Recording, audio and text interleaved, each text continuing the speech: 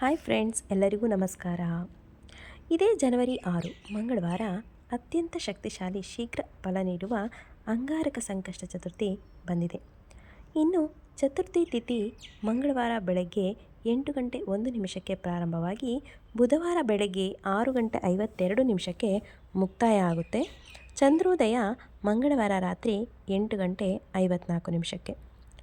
ಸಂಕಷ್ಟಹರ ಚತುರ್ಥಿಯು ಮಂಗಳವಾರ ಬಂದರೆ ಅದನ್ನು ಅಂಗಾರಕ ಸಂಕಷ್ಟಹರ ಚತುರ್ಥಿ ಅಂತ ಕರೆಯಲಾಗುತ್ತೆ.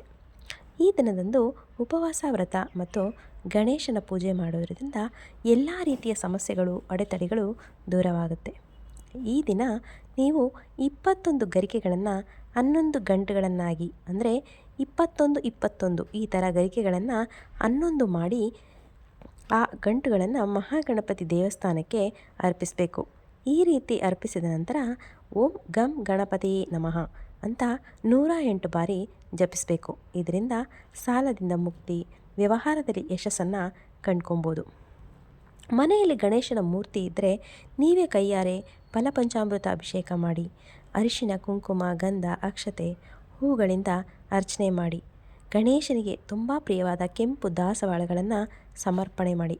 ಇದಲ್ಲದೆ ನೀವು ಈ ದಿನ ಬೆಲ್ಲದ ಆರತಿಯನ್ನು ಕೂಡ ಮಾಡಿ 2 ಅಚ್ಚು ಬೆಲ್ಲವನ್ನು ತೆಗೆದುಕೊಂಡು ತುಪ್ಪದ ಬತ್ತಿಗಳನ್ನು ಹಾಕಿ ಇಟ್ಟು ಗಣಪತಿಗೆ ಆರತಿಯನ್ನು ಮಾಡೋದ್ರಿಂದ ತುಂಬ ಒಳ್ಳೆಯದು. ಉಪವಾಸ ಮಾಡಿ ಈ ವ್ರತವನ್ನು ಮಾಡಿದ್ದೇ ಆದರೆ ಸಾಕಷ್ಟು ಒಳ್ಳೆಯ ಫಲಗಳು ಸಿಗುತ್ತೆ. ಇನ್ನು ಉಪವಾಸ ಮಾಡೋರು ನಿರಾಹಾರ ಉಪವಾಸ ಮಾಡ್ಬೋದು. ಅಂದರೆ ಬೆಳಗ್ಗೆಯಿಂದ ಸಂಜೆ ಚಂದ್ರನ ದರ್ಶನ ಆಗೋವರೆಗೂ ನೀರನ್ನು ಕೂಡ ಸೇವಿಸದೆ ನಿರಾಹಾರ ಉಪವಾಸವನ್ನು ಮಾಡ್ತಾರೆ.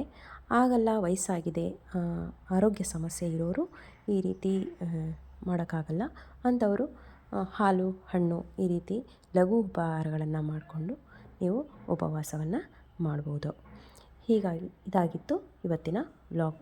ಈ ವ್ಲಾಗ್ ನಿಮಗೆ ಇಷ್ಟ ಆಗಿದೆ ಅಂತ ತಿಳ್ಕೊತೀನಿ. ಇಷ್ಟ ಆಗಿದ್ದರೆ ಪ್ಲೀಸ್ ಲೈಕ್ ಮಾಡಿ, ಶೇರ್ ಮಾಡಿ, ಹಾಗೆ ಸಬ್ಸ್ಕ್ರೈಬ್ ಮಾಡ್ಕೊಂಡು ನೋಡಿ ಅಂತ ಹೇಳ್ತಾ ಈ ವ್ಲಾಗ್ನ ಇಲ್ಲಿಗೆ ಮುಗಿಸ್ತಾ ಇದ್ದೀನಿ.